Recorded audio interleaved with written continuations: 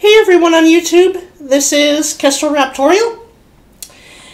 it is the end of 2016, or the beginning of 2017, depending on when exactly I get this video uploaded. So, I just wanted to go over a few things that have happened this past year, and some things I'll be talking about and working on and sharing with you in the coming year. So, I guess I'll get started with I will show you the presents I got for Christmas. Now, I have said that I am atheist by choice, yes, but a lot of atheists and agnostics celebrate Christmas because either their family was or has been Christian by heritage, or because the family just still celebrates the holiday because it's really become a commercial holiday, which it absolutely has. And Christmas is really a winter solstice celebration. It was a pagan winter changing of the seasons, welcoming the coming of the lengthening days celebration, coming out of the darkest night, so to say, and a lot of its traditions were adopted by Christianity. Anyway, so that's really what it is. And so I want you to take a look at my presents, just in case. I got a lot of books this year. I got some candies too. I also got a bunch of Magic the Gathering cards. Problem is, about half of them were foreign. So it's kind of hard to use them because I don't read a foreign language. I've been trying to learn... I was trying to learn Japanese a while back because I am an anime fan, in addition to being a velociraptor fanboy. Haven't really given much effort to it in several years. I might go back to it. I don't know if the next trade language will be Chinese. Mandarin, I guess. Maybe I should learn that. Or... I'm just not sure what second language I should pick up. Anyway, the other half are cards that I can very much use. I'm working on building my standard format deck. I'm almost done with it. I haven't shared it like I shared my Pokemon and Yu-Gi-Oh decks because I haven't quite finished it.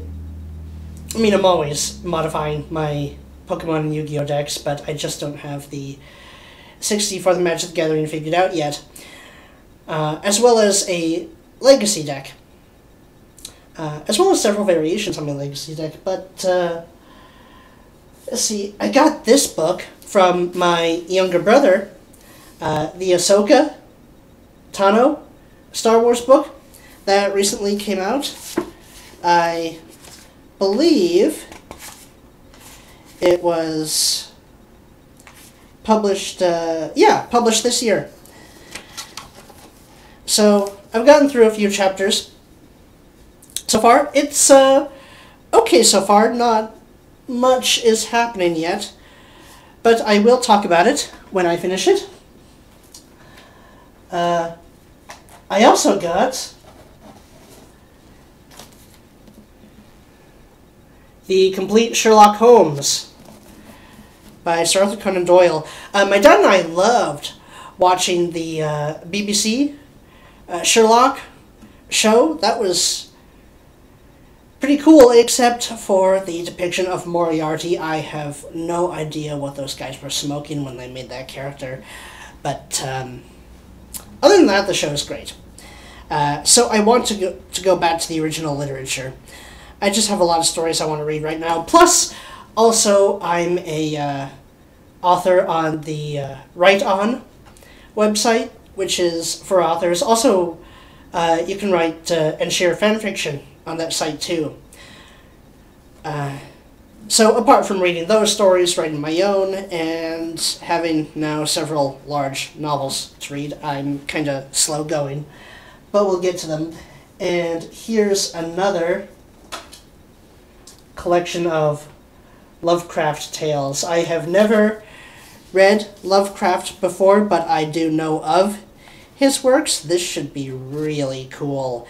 And The Call of Cthulhu is the very first story in here, so that should be awesome. I will talk about that, as well as the Sherlock Holmes, when I get to it. Let's see, my cards are spread out on the table because I'm organizing them, trying to figure out different decks, trying to finish my Magic Gathering decks. I got some cool candies. Assortment of Japanese gummy candies. That's awesome. Lychee, mango, and strawberry. I like hard candies a little more than gummies, but still love them. I really love mochi. I love red bean mochi. We don't have this very often because the store we can get it from is quite far away, but tend to get them around Christmas time. I want to learn to make red bean mochi. Only problem is it's a very specific kind of rice, and none of the local grocery stores have that kind of rice. So wish they had. Chocolate orange. I like milk chocolate. Almost everyone else in my family likes dark chocolate. I like almost every flavor other than dark chocolate. I don't hate dark chocolate, but it's my least favorite. And some chocolate coins. So, a few of those. I haven't eaten any of them yet because I wanted to show you them. So, last actual present I got, I have some other things that I've been collecting that I'll show you guys. But, so, I have 2 full siblings, both sisters, and 2 half-siblings, a brother and a sister. The only one you've seen so far in my videos is my half-brother. And they're all younger. I'm the oldest of the 5. Now, among my 2 full siblings, when we each played the Pokemon games, we liked playing the Johto games first. And I, along with my half-siblings, like to pick the Kanto starters. So my favorite Kanto starters, Charmander, my youngest sister's is Bulbasaur, and my brother's is Squirtle. Now, among the 3 full siblings, which are the 3 oldest, we split the Johto starters among ourselves. One sister has Chikorita, the other Cyndaquil. I'm quite a bit closer to the one who picks Cyndaquil than the one who picks Chikorita. And mine is Totodile, and we all got Johto starter plushies. Whenever I play the games, I like to nickname my Totodile Sobek, after the Egyptian crocodile god. I especially love getting a shiny Sobek. I have to Game Shark a shiny Sobek because finding shinies naturally is just, it takes too long. I don't have that much time to devote to it. So, there are some things I wanted to mention about the past year. Donald Trump is our president-elect and will soon be our acting president. There have been a lot of violent protests and riots all over America. Every time I see these, there are a few people among the crowd who are interviewing protesters why they hate Trump. And I'm really trying to give these people a chance. I'm trying to give the opposing viewpoint a chance.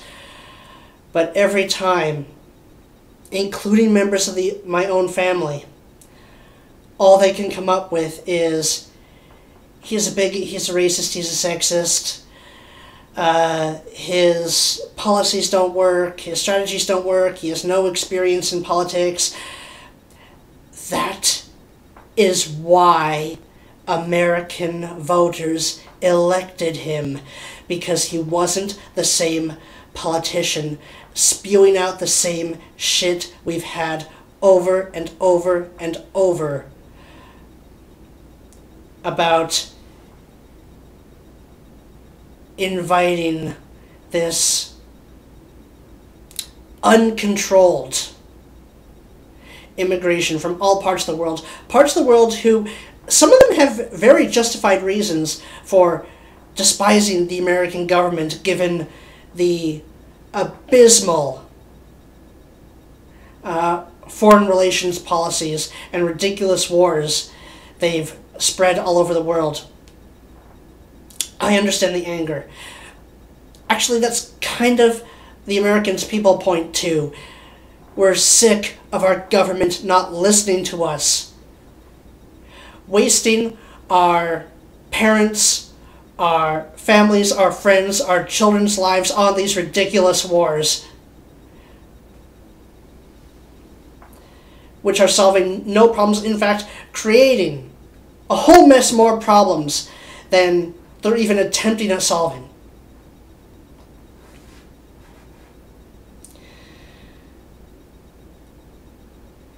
So I've been asked, why was I so opposed to Hillary Clinton? I initially did not hate Hillary Clinton, but I got the same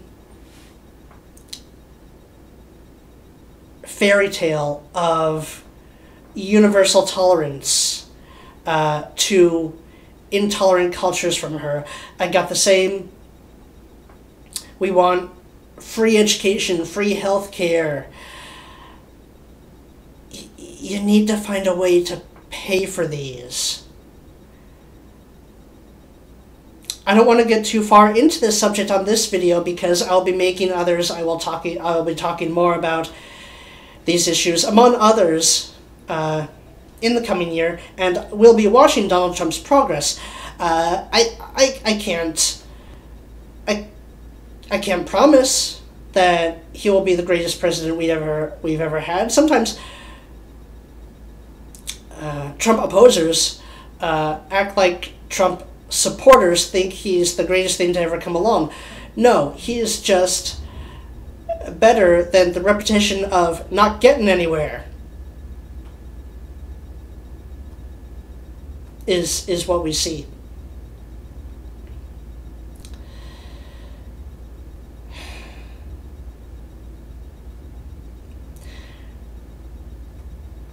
Showing tolerance against intolerance does not work. All it gets you is walked all over.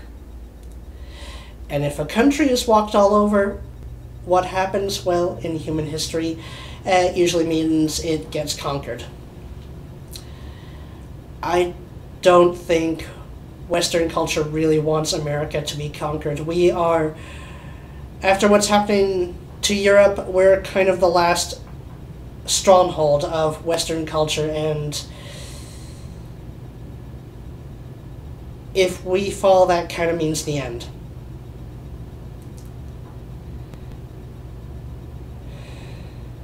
So, I'm interested to see how things will play out in the next year. Now, there's some other things I wanted to mention. In relation to the Christmas celebrations, Now, I, along with my half-siblings, my two full sisters, well, they a little bit too, but they're they're a little bit separated from the rest of the family right now. One of them is in college, the other one is living with her husband now in a new home, which is quite far away, in the same state, but we'll also see how that plays out. I think she wants to be closer to us, but you know, who knows what's possible at this point. Anyway, I am with my half-siblings a lot, with our dad. In half-siblings we have different mothers, and let's just say very briefly that theirs was the very typical, to us, to the three of us, the very typical wicked stepmother that you find in fantasies and fairy tales, except that trope is very much not a fantasy. It is a very harsh reality, and honestly, it wreaked a lot of havoc in my teenage years. We are still being moved around, traveling between parents' house, this family member's house, this family member's house, and at Christmas time that means we get a lot of little Christmas celebrations here and there, but it's chaotic, it's stressful, even more so than when you're trying to shop and arrange Christmas celebrations for one household, which is already stressful enough. But to be moving all over the place because the adults never found a way to live together, or did, but then one betrayed the other and they weren't adult enough to be able to work it out, so they had to say, oh, let's separate, it'll be better for the children, it will get along better, oh, we'll still remain friends. No, it does not work that way. It fucks everything up forever. It is insanely stressful on the children forever, even after they become adults, even long after they become adults. Because the family, the stable family that their parents should have provided, should have been adult enough to provide and maintain, has been broken forever.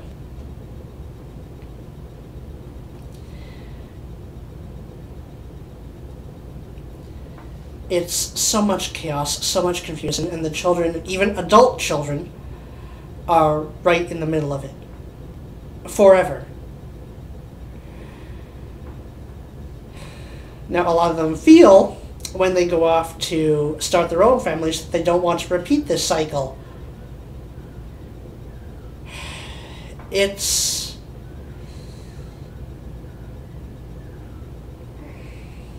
complicated.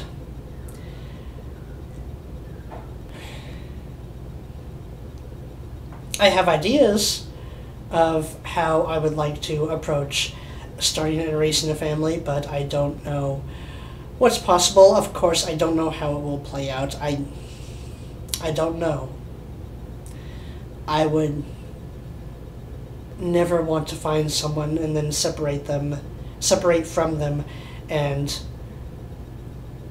screw up the children's lives forever, scatter them.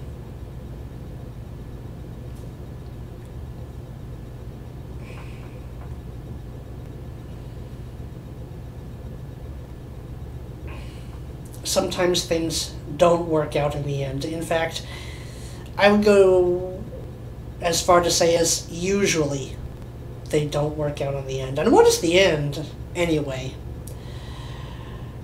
Which is actually going to bring me to yet another topic. Whereas the point, again, is sometimes things don't work out in the end.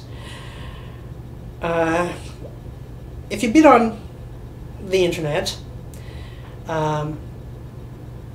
particularly YouTube, recently you may have noticed these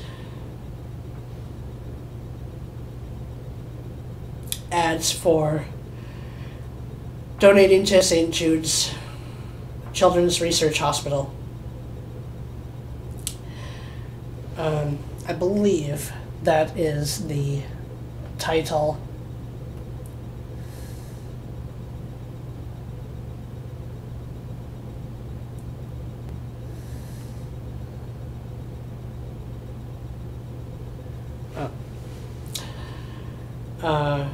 It's either St. Jude's Children's Research Hospital or Charity Hospital.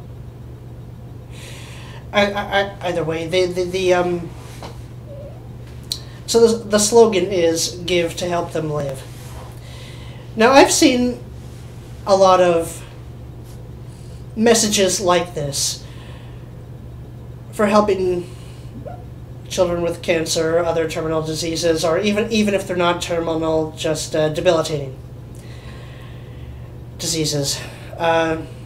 Sick children. Another one I've heard is give thanks for the healthy children in your life and give to those who are not. Now, I am not, nor will you ever hear me give the argument that you should not give to these charities. I will not say that. But there is a point I would like to make. I was an ill child. I was one of them. I know I don't look it now, but you're seeing me at age 30. 31, really. After decades of life distortion and disruption, and honestly destruction, by the very methods and procedures that were said to keep me alive.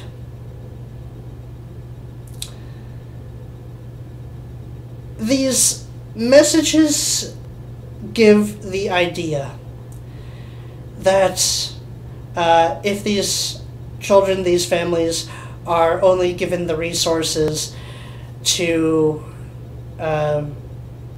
save the children's lives, or to give them the procedures and care they need, that everything will turn out all right in the end, if they survive. Well,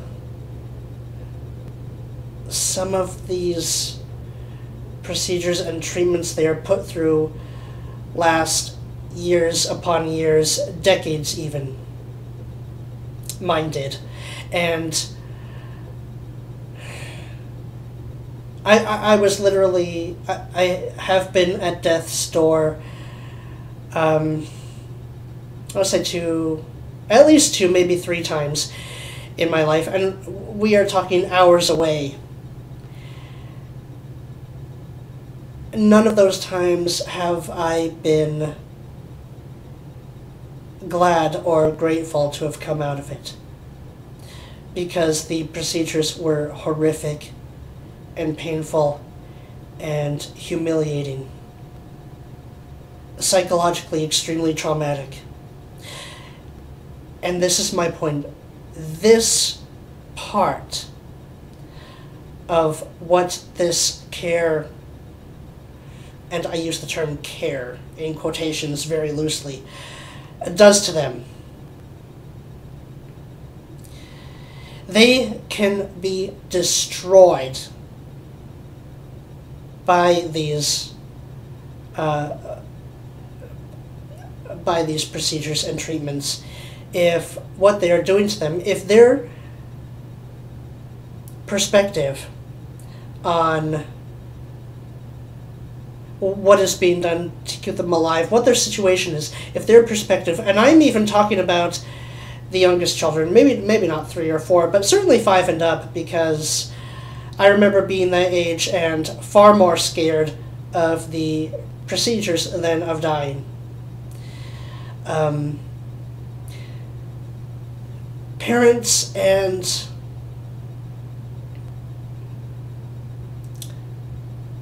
well, hopefully the medical caretakers as well, although I don't really expect it from them. I wish they'd just be honest and tell them that's not their role. Their role is just to do the mechanical stuff. But parents in particular really should be continuously talking to the children, and not just children, any family member going through something like this. And I'm not singling out any disease in particular, because this would go for all of them. You need to talk to them about it. You need to ask what their views on them are, what their perspective is, where they're coming from, because my parents, when I have challenged them about their decisions and said, how could you subject me to something so horrific and painful? They would come out with, well, we, when you were found to have this illness, and when I do other discussions on this, I will go more into detailing what it exactly was. When we found out you had this, we decided that anything we had to do, we would do to keep you alive. They may have made that commitment. I did not. And a lot of things I was put through were worse than death. I felt that way at 8. I felt that way at 14. I felt that way at 20. I still feel that way. So this notion of everything turning out all right in the end, that's fairy tale too.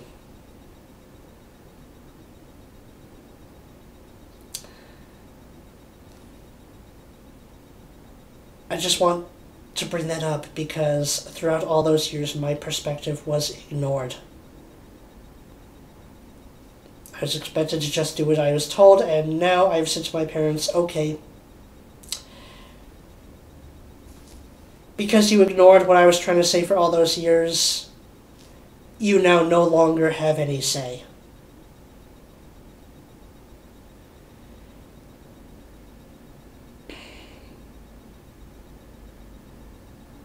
You can lose your relationship with your children if you do not listen to them. This goes for divorces too.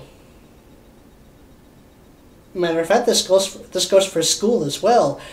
We are now in school for 20 or more years, starting from, well, if you're not counting preschool, which is pretty much daycare anyway, not that the grades that come after aren't.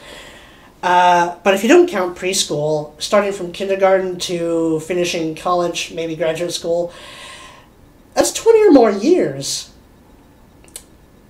And we don't really come out with a lot of real-world skills anymore. And some children actually realize this. My younger brother, in particular, is starting to really get frustrated with his school for making him go through so many repetitive subjects, repetitive classes, really. He's now in the beginning of high school.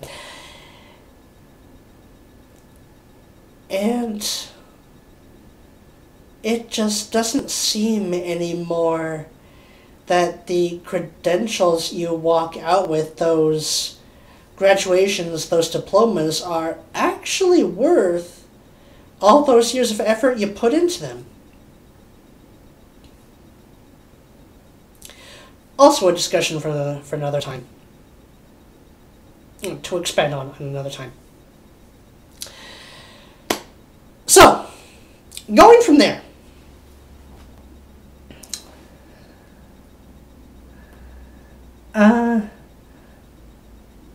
let's see.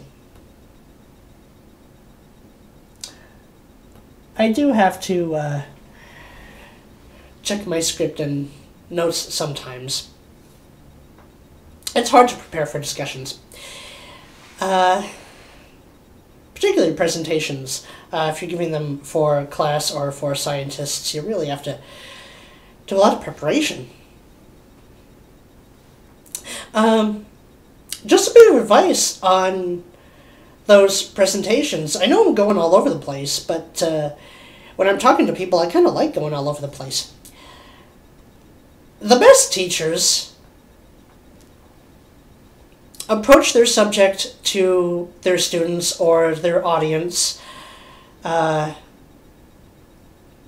whether they are giving a class presentation or as adults speaking to a community or to an audience.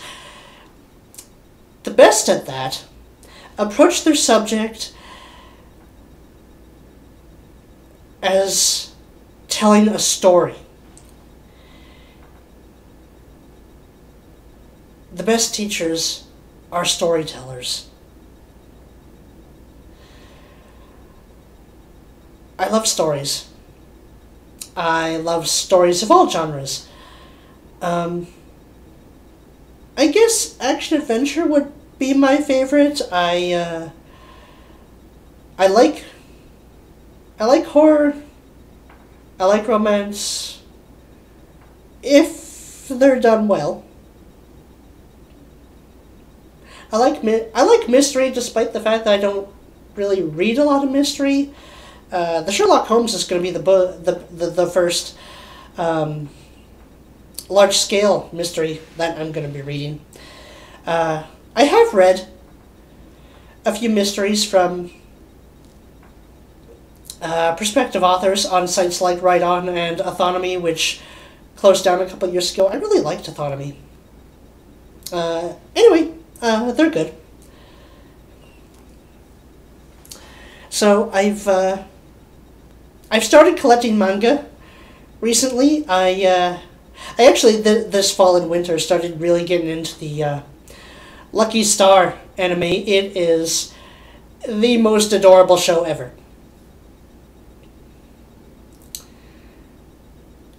Konata is awesome. I want to do a Konata Izumi Yu-Gi-Oh! Character deck, because she has that brief scene in Lucky Star, I forget exactly which episode, where she describes she wants a traditional Japanese card game. I don't think it's Karuta, I think it's something else, to be played like a Yu-Gi-Oh!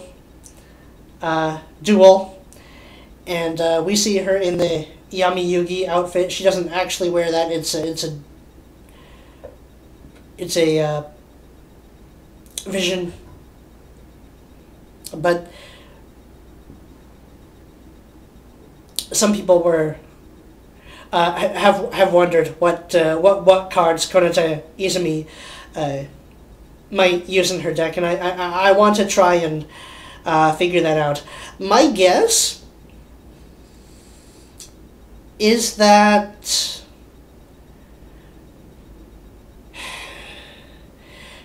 just watching her, in that she likes to collect a lot of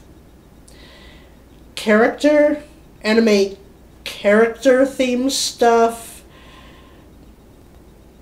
and the fact that in that little sequence she wears the Yami Yugi outfit, my guess is that she probably bought a Yugi deck and slightly modify it. She probably uses a deck very similar to Yugi's. Being that she likes to collect toys, my guess is that she would use a version of the Yugi deck based on the cutesy little monsters that Yugi uses when he's separated from Yami Yugi. A lot of the toy-looking monsters, that she would modify a Yugi deck to focus on those. Just a guess. If anyone wants to help me along in creating the Konata Izumi character deck, leave a comment detailing your guess as to what Konata Izumi might use. But I just really want to take that challenge on. So I watched the anime. I do want to collect the manga. I haven't found it yet. The manga I have been collecting recently is Fushigi Yugi Genbu Kaiden, which is a prequel to the Fushigi Yugi Suzaku Seiryu arc. Genbu Kaiden is pretty awesome. I did collect the first few volumes of the Yu-Gi-Oh! Manga, so it has the Series 0, the pre-Pegasus stuff. I think I have like the first 5 volumes, or something. I do intend to collect more, but, you know, I don't have the money to buy them that quickly, so.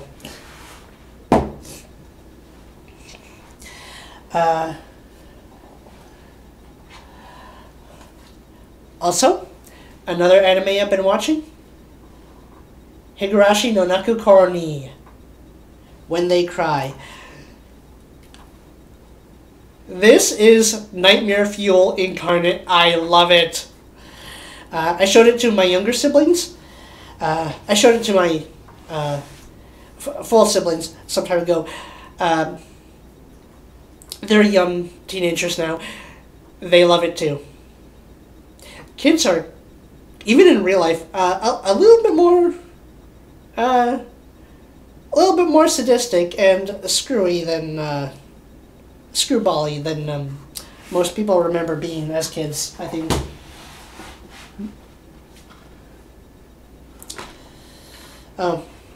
One of my gifts to them was the Goonies for Christmas. We did start watching it one night, but I fell asleep barely 10 minutes in. I think they watched most of it. So I still have to watch it. I did also find, for a very reasonable price, a DVD of the Pokemon Orange Islands saga. My favorite Pokemon season is the Johto, which is at least seasons 3 and 4. I forget if it extends to 5 or not. But I want to get the Johto journeys. Just haven't found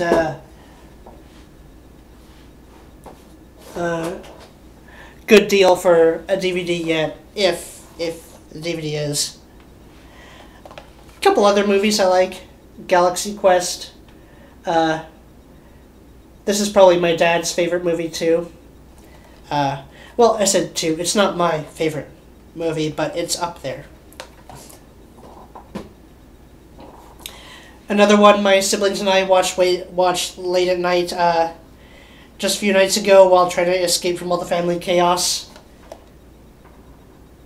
Spirited Away.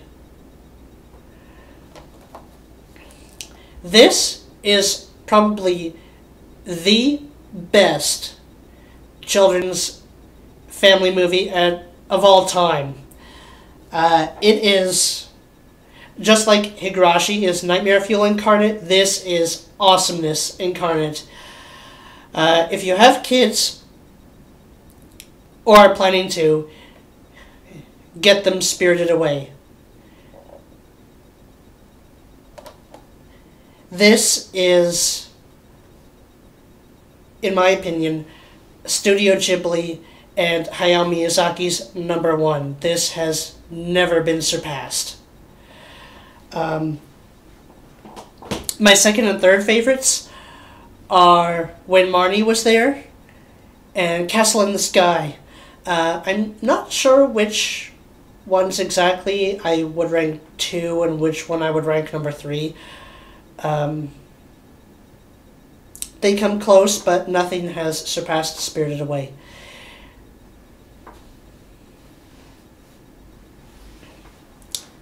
The best kids film of all time. One of the best animated films of all time.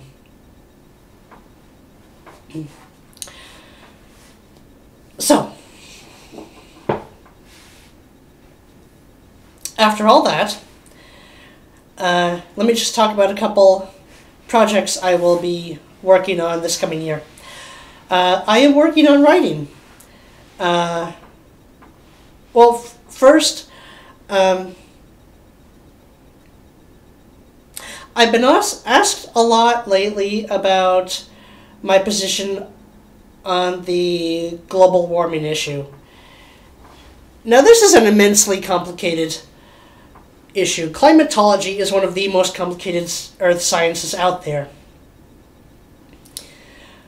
Along with volcanology, maybe cosmology if you call that an earth science. Sort of. I mean, it does involve planets, so...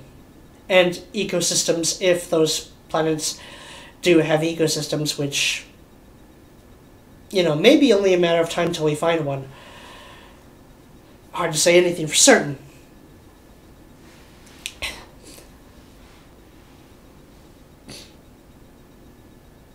It's interesting, my younger brother, and I've mentioned him a lot, I hope to have him soon with me on my YouTube channel. He might create one of his own, or he might just come along to mine. We also want to do a fossil entry versus series together. If anyone's been following my fossil entries, they are videos where I, on average, once a month, choose a prehistoric creature or family or group of prehistoric creatures and talk about them. Talk about what their role is, what their ecology was, what they were like. I've made 8 so far. I want to do 9 and 10 before we do the first versus series. And I have picked what those are going to be. Still writing them. But he and I are going to do, for our first versus of prehistoric creatures, we are going to do Arctodus versus Kelenkin. It should be awesome.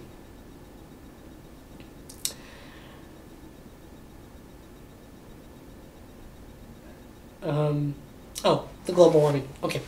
So, he came to me after we were picking him up from school one day. This is back when he was in middle school, and asked me, do I believe in global warming? And here's the answer I give to anyone who asks that. Science is not about belief. It's about fact-finding. Or it's about taking the data you can gather and seeing what you come up with.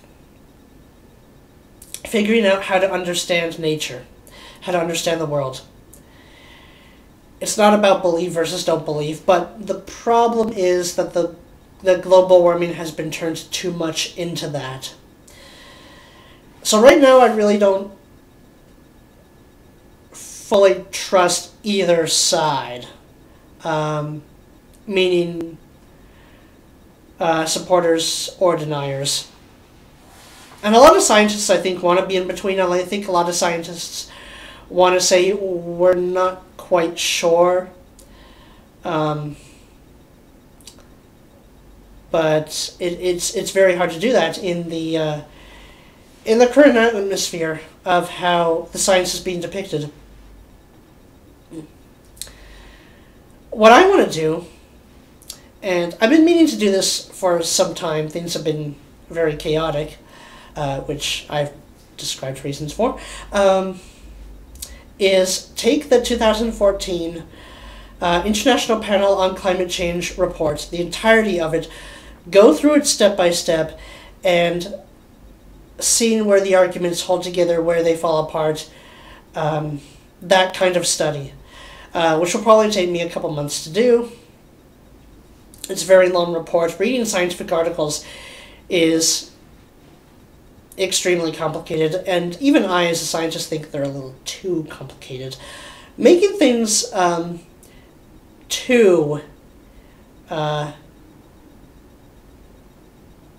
in too inaccessible, not in that that they can't acquire it, but that it's full of jargon and technicalities. Going too far with that is actually a detriment to sharing the information, I think. So I want to just go through it and see what I can conclude from it. And I'm sure there are factors that we have now that weren't even considered just 3 years ago. I've not found a more recent international panel study on climate change. I hope they'll be doing the one this year. I would like something a little more recent to work from, but if that's the most recent, I'll work with that and then try to follow the new data as it comes out.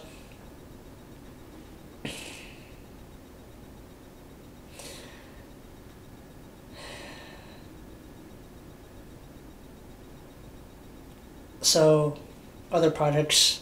I'll be continuing with the fossil entries. If anyone has an idea of a fossil entry, a prehistoric creature they would like me to talk about, let me know. I'm also going to be writing my own fiction stories. One is going to be a story about raptors. The main character will be a raptor. Or is a raptor. Some of the story is already written. I will put in the description below a address for my account on Write-On, where I am also known as Kestrel Raptorial. I like to use that name universally, so you can tell it's the same person. Sometimes there's a space between Kestrel and Raptorial, sometimes there's not. There's not supposed to be, but it doesn't really matter. I have two stories. One is the one with raptors. The other is a magical girl series, which also takes place within the world of the raptor story, and is in fact an interquel in the story. Now, I don't have enough of the story posted to where the magical story begins from the raptor story, and I know this is all very confusing. It will make sense when I have more posted. It will make sense in the end, and well, the end will hopefully be when I get these made into anime-like series.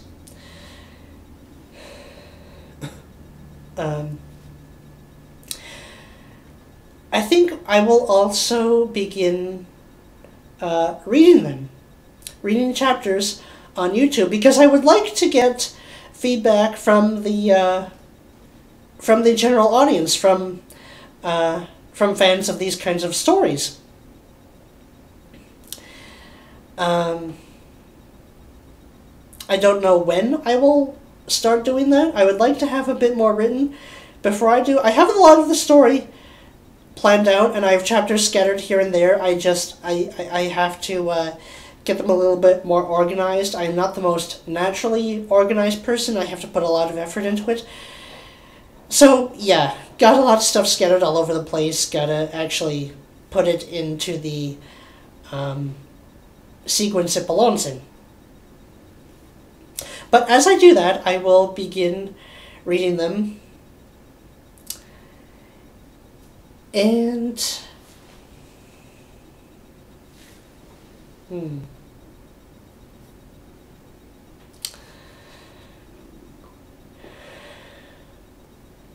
I guess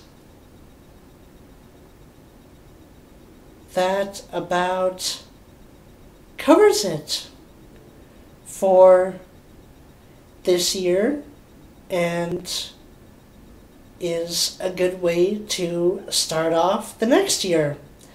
So, everyone, this is Kestrel Raptorial, and until we speak again, everyone have a safe, fun, happy, and awesome New Year!